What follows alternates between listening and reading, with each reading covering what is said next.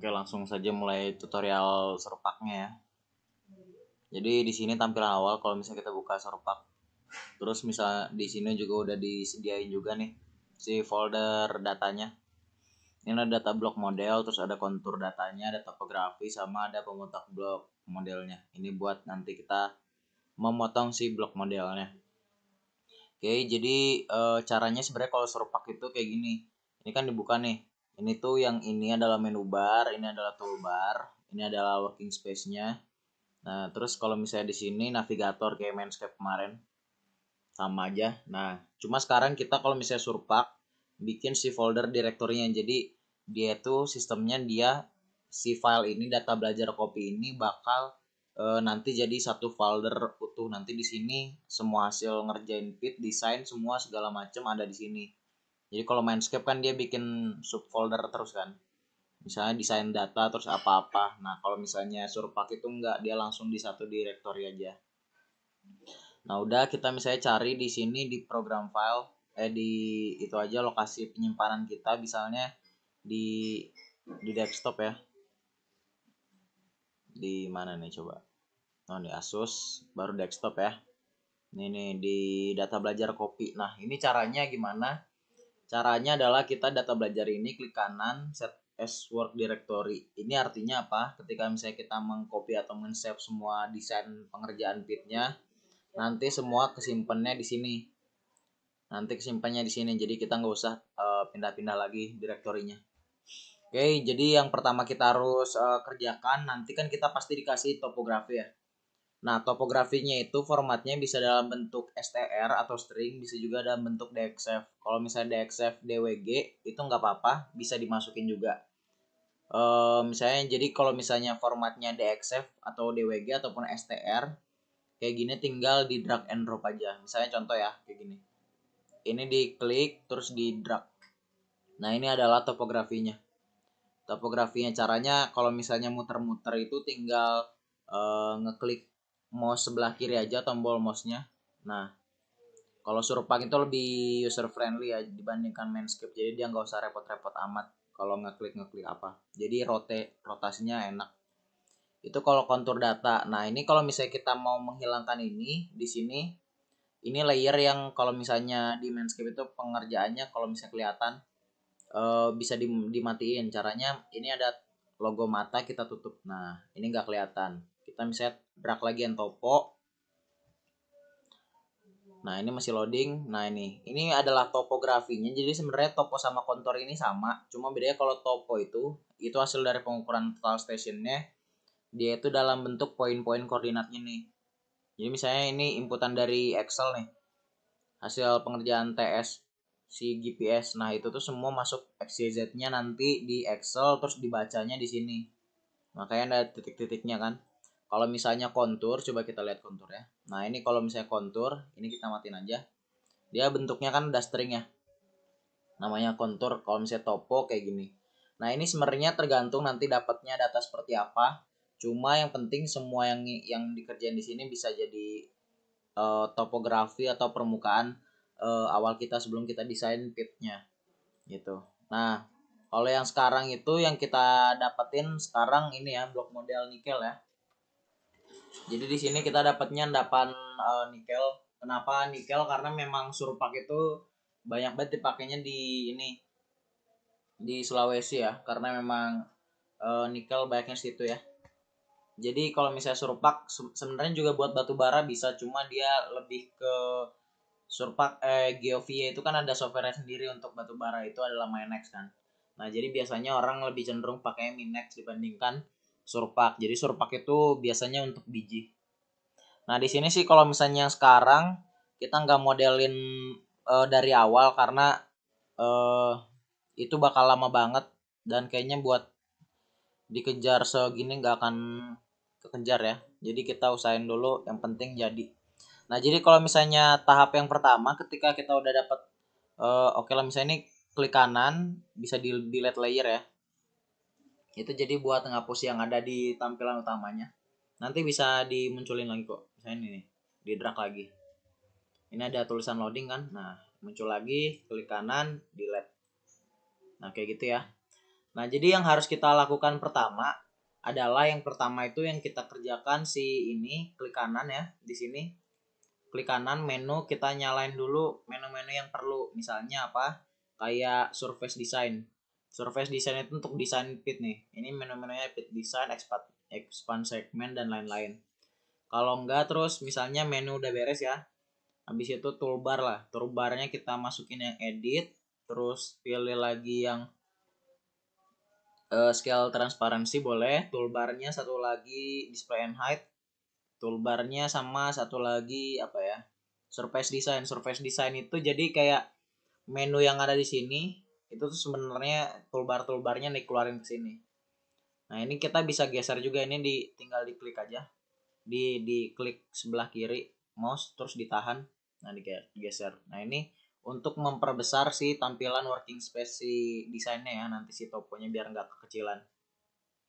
Nah, ini juga kalau mau dikecilin bisa nih. Nah, oke. Nah, jadi yang tahap pertama yang kita harus lakukan adalah bikin surface dari topografinya. Kita bikin solidnya. Pertama di menu surface, terus create DTM layer. Pastikan di sini udah klik kanan ya, klik kanan set as work directory ya. Nah, itu solid. Kita ke surface, create DTM layer ya. Nah, kalau misalnya kayak gini belum muncul kan, ditungguin aja dulu. Atau enggak gini, ini kenapa kayak gini, karena yang dicentang itu kan yang sini ya. Coba kalau misalnya kita kontur datanya yang dicentang ya, surface create data for layer. Nah, ini baru muncul kan. Jadi tandanya centang di hijau ini adalah artinya dia editable ya, sama kayak kalau di Mindscape dia warnanya hijau. Nah, itu juga sama sebenarnya. Udah, kalau misalnya udah klik apply ya. Nah, kalau misalnya udah klik apply, ini kan nggak muncul ya, nggak muncul apa-apa. Nah, ini berarti nggak jadi. Caranya kita coba lagi. Tadi kan dimatiin ya. Kalau misalnya sekarang create data for layer, ini coba di apply ya. Coba di sini apa? Oh iya, ini kalau misalnya dia nggak bisa dibikin toponya dari sini ya, sebenarnya bisa-bisa aja sih. Ini tuh ada keterangannya juga di sini, misalnya cannot form DTM karena layer and clean. Jadi ini ada topografi yang agak motong. Memang kondisinya dapat topo yang jelek. Nah, kalau misalnya dapatnya yang kayak gini, ya udah klik kanan delete layer aja, kita pakai yang pemodelan yang topo ini ya. Kita drag and drop si toponya. Nah, yang pakai yang ini aja. Kan sebenarnya ini sama aja bentuknya, cuma dia dalam bentuk titik koordinat ya. Beda yang tadi kayak formatnya kan string kontur. Kita surface, create data layer ya, klik apply. Nanti kalau udah dia ada loading dan dia bakal jadi warna emas kayak gini. Nah, kalau udah ini klik kanan save layer. Save layer formatnya nanti adalah DTM ya. DTM itu maksudnya solid. Kayak di Surpak itu kalau di Mindscape itu kayak apa ya? Dia dalam bentuk triangle lah. Nah, bedanya kalau di Surpak namanya DTM. Ini klik apply. Override yes. Jadi kalau misalnya kondisinya kayak gini adalah kalau topo str-nya si stringnya kita rubah, nanti si ininya nggak akan bisa kebuka lagi. Jadi dia tuh semua kita harus bikin lagi dari awal. Kita harus nyesuaiin si koordinat ini sama si triangle-nya atau si DTM-nya nanti. Itu mah gampang aja nanti ya. Jadi yang penting udah gini. Nah, kalau udah, nah ini caranya yang tombol merah ini menghapus semua tampilan layar yang ada di sini. Ini juga dihapus semua. Caranya gini. Reset grafik. Coba kita munculin topo DTM-nya. Diklik sebelah kiri, di drag aja. Nah, ini adalah topografi kita ya. Ini adalah topografi kita. Jadi kalau misalnya kayak gini lebih gampang untuk analisis kontur atau analisis topografinya. Karena di sini kita tahu dataran rendah, dataran tinggi, gunung mana, mungkin sungai juga di mana kayak gitu. Nah, ini mungkin juga bisa jadi aliran sungai di sini. Nah, terus mana lapisan landai. Nah, di sini kita harus langsung analisis kira-kira lokasi mana yang berprospeksi untuk ditambang gitu ya. Nah, ini untuk topo. Kalau misalnya topo beres, coba matiin dulu aja. Sekarang kita ke blok model. Ini ada blok model nikelnya kan. Nah, kita masukin ini, caranya di drag juga sama. Kalau udah dia bakal muncul di sini. Kalau sudah dia tinggal di display gini, di display apply aja. Nah, dia bakal jadi gini kan. Jadi blok modelnya itu tuh biasanya kalau di Surpak dia tuh bukan dalam bentuk yang udah bentuk-bentuk sesuai dengan vein-nya. Jadi dia tuh dikasih template-nya, ukurannya gede banget. Nah, tujuannya si pemotong ini adalah untuk membuat si blok model yang awalnya kotak-kotak ini jadi bentuk sesungguhnya dari endapan model bijihnya. Jadi ini kita drag juga bisa nih. Nah, yang kelihatan kan, jadi yang awalnya besar terus sekarang jadi gini, dan ini adalah kondisi endapan aslinya. Jadi kalau misalnya bikinannya lewat data mine sih udah bentuknya dalam hasilnya gini, tapi kalau bikinnya di Surpak biasanya dalam bentuk kotak dulu. Nah, yang kayak gini kan awalnya udah muncul ya. Jadi ini juga kita bisa nyalain toponya juga gini. Nah, lihat di sini kan ada sampai bawah ya. Kita tahu ini adalah si lapisan endapan nikel lateritnya. Jadi kita udah tahu di sini. Kalau misalnya sudah berarti kan di sini yang ditambang kan, karena endapannya di sini kan. Ya udah. Nah, cuma bedanya adalah kalau blok model kan biasanya dia ada kadarnya ya. Jadi ada kadarnya sendiri, misalnya ini nih, blok model kita atribut ya, kita edit aja ya. Atau enggak gini nih. Nah, jadi misalnya kayak gini nih. Blok model, kita lihat di ini dah, ya blok model, menu ya. Terus kita pilih blok model lagi, terus summary. Nah, jadi di summary ini tuh melihat si rangkumannya. Kita lihat di sini ada atributnya, ada kandungan besinya. Nah, kriging efisiensi ini nggak perlu diambil pusing ya. Yang penting itu si NIID2 sama NiOK3.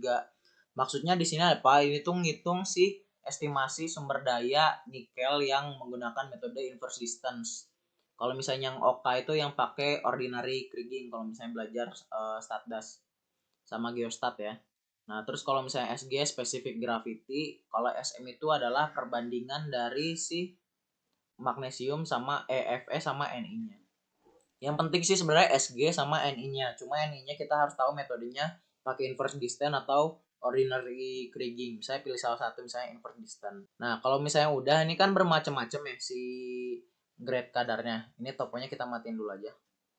Nah, caranya adalah kita tahu mana yang kadar rendah dan kadar tinggi itu dengan cara kita tetapin warnanya. Jadi kalau misalnya di nikel itu biasanya kan cut off grade-nya itu biasanya minimal 1,5 ya. Kalau misalnya di bawah 1,5 cut off grade-nya dia nggak akan ditambang atau dianggap sebagai OB ya. Jadi kalau misalnya kayak gitu berarti caranya adalah di sini di blok model, terus kita color by attribute. Nah, udah color by attribute, blok modelnya kita warnain. Jadi caranya gini, kita klik dulu di sini, kita kasih nama dulu ya. Misalnya kita mau bikin BM color nikel ya. Nikel. Save ya, misalnya ya.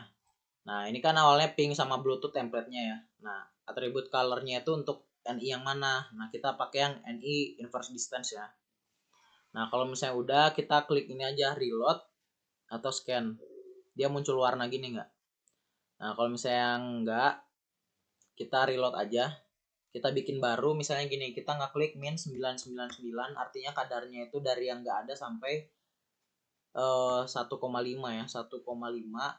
Nah, itu tuh jadi kita bisa netapin kadar dari masing-masing grade. Misalnya 1,6 juga bisa, titik koma, 1,7, titik koma, 1,8, titik koma, 1,9, sama 2 misalnya ya, sama maksimumnya 5. Berarti kan kadar 5 itu kadar nikel yang bagus kan, paling tinggi.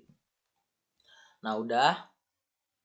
Nah, kalau misalnya udah diklik di sini ya, nanti dia udah muncul kan atribut value-nya. Jadi dari min 99 sampai 1,5 nanti kita tetapin warnanya apa kayak gitu. Nah, kalau misalnya template sih biasanya kalau yang ini warnanya biru ya. Kalau misalnya OB abu juga boleh. Ini terserah kalian. Bisa kita bikin warnanya, bisa diklik juga ini. Ketik gray ya, misalnya ya. Ctrl A. Ini ya, gray. Terus kalau misalnya di sini misalnya yang kadarnya rendah ya, 1,5 sampai 1,6 kita bikin blue ya. Terus yang ini misalnya cyan. Terus yang ini adalah green. Ya, di sini adalah yellow. Misalnya ya. Terus di sini adalah red dan di sini adalah magenta. Artinya apa? Warnanya tuh dari yang ke sini Dari gelap ke sini makin terang dan makin memerah, itu artinya kadarnya makin tinggi. Kita klik apply. Sudah diklik apply ya. Sini ada keterangan kalau misalnya ini nih, BM Colors nickel doesn't exist ya. Yaudah, misalnya kita pakai yang tadi aja, BM Colors ini ya. Apply. Nah, jadi lihat di sini tuh ada yang warnanya abu. Nah, abu itu OB-nya. Kalau misalnya yang warna merah itu kan berarti kadar tinggi, ini juga lumayan. Yang biru ini rendah ya. Nah, jadi kayak gini. Nih, kalau misalnya kita balik modelnya, nah kelihatan banget kan. Yang paling dalam ini ada yang kadarnya tinggi. Nah, cuma caranya di sini adalah sebenarnya kita pengen tahu kan lokasi yang kadar tinggi itu misalnya gimana. Kalau misalnya kayak gitu, caranya sebenarnya bisa gini. Di blok model, terus kita bikin new constraint ya. Udah, terus constraint tipenya apa, kita bikin blok, terus kita bikin ini NID. Nah, kita bikin aja misalnya kita nggak mau ada OB-nya. Kita misalnya berarti kan OB itu yang grade di bawah 1,5 sampai yang tidak terdefinisi ya. Berarti NID-nya harus di atas 1,5. Nah, kayak gitu di add. Nah, terus di apply. Nah, lihat. Berarti kan yang OB-nya udah hapus kan. Berarti ini adalah si nikel-nikel yang sangat ekonomis ditambang dibandingkan tadi OB-nya kita harus lihat kan menutupi semua ini. Nah, kayak gitu. Udah, kalau misalnya sudah, terus nah ini tuh kalau misalnya kayak gini kita bisa remove all constraint lagi. Nah, jadi kembali ke awal ya. Caranya kalau mau balikin ya ini dimasukin lagi. Nih, kalau misalnya mau kita bikin lagi tadi karena belum di save ya, kita new constraint. Blok model. Tadi apa, NI ya. Nah, dan ini pun juga bisa berlaku misalnya kalau kita mau cari yang kadarnya misalnya 5 ya atau 2 ya, lebih besar dari 2 aja. Kadarnya COG-nya tinggi banget. Misalnya ini ya. Nah, ini pokoknya ini yang kadar tinggi di sini lah ya. Nah, kelihatan warnanya kan. Nah, itu untuk membedakan ya. Jadi bedanya Surpak sama Mindscape itu kayak gitu.